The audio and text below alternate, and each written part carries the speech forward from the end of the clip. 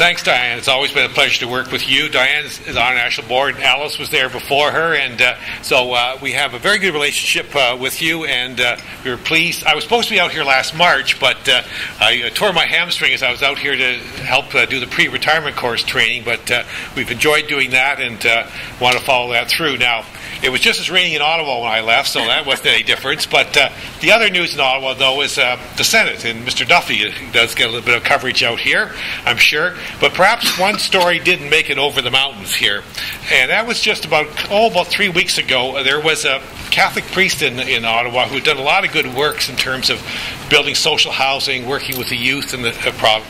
And unfortunately, he had cancer, and he was down to his last few days of life.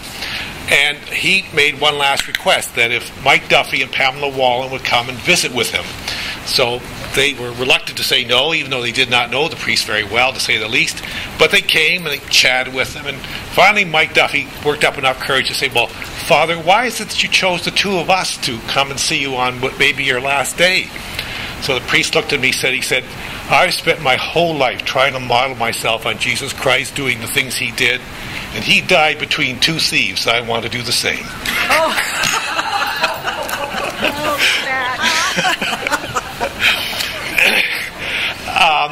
So while the Ottawa worries about, or the federal government, the Conservatives worry about sort of people they've given a permanent pension to in the Senate, they are in fact ignoring the real issue of improving the Canada Pension Plan and pensions for people who really need it, who are out there working for it.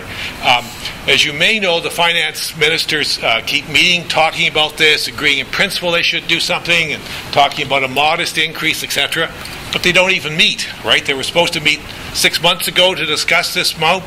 Postponed, they just didn't do it. They're supposed to meet this month and haven't even talked about it.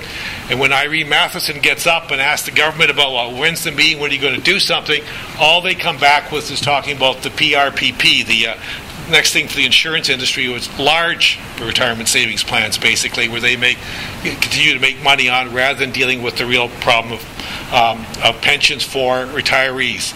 The average pension on CPP on January 1st this year was $530. So even if you add OAS and GIS to that, they're still below the $18,000 level in a year, which is the low-income cutoff level for a person. So it's poor, and they're in the process of making it worse as they've changed the eligibility for old age security to 67, that's going to happen in a few years. And Diane and Louisette Hidden wrote an article for Rabble, which we have both reprinted on our websites, talking about how this particularly is going to affect women who don't have as large pensions from the places they work. Of course, the Federation of Independent Business always talks about how it's going to create job loss and all that, but they'll do nothing to bring in pensions for their own employees. So in terms of the retirees, although we're not going to benefit for it, I know I personally am fighting for my sons. I mean, they don't have pensions where they work, either defined contribution or defined benefit, right? And that's the reality, is that the percentage of people who have a workplace plan keeps going down, and those that have defined benefit, often the new hires are forced to take defined contributions. And as I say, the Conservative response to this is basically turn it back over to the insurance industry, which didn't solve it before. And when they get tired of that, they proceed to attack unions. If you've seen these various bills that are in the House in terms of the federal level trying to attack union rights, first was the disclosure bill that's there before the Senate right now, which they don't apply to anybody else but unions. And now they're going to talk about decertification, making it easier at the federal level.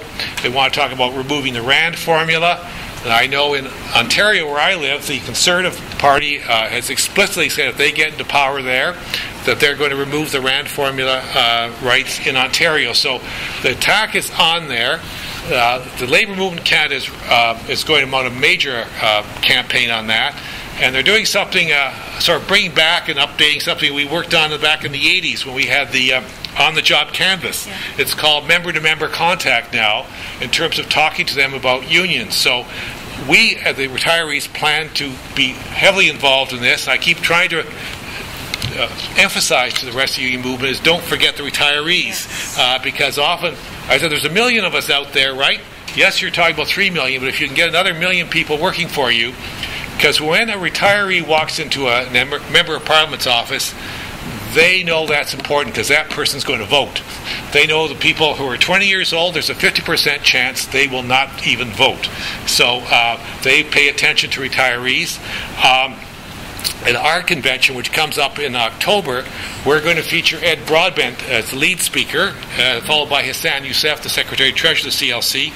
Ed's going to talk about equality and the importance of unions, which the Broadbent Institute has put out a publication on already, and Hassan's going to talk about the attacks.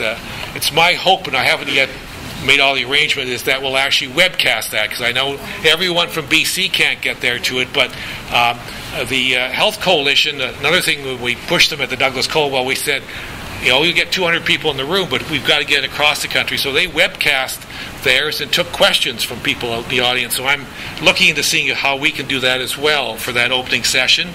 On the second night, we're going to be inviting every MP in Ottawa to come and meet with us, and we're certainly going to talk to them about the importance of unions and about the RAND formula. So we're in this for the fight. I always say to union leaders when I see them, when you see people like Diane and I walk into a room, what do you see, a problem or a solution? We think we're the solution, and we're out there to convince people of that. So good luck in your conference.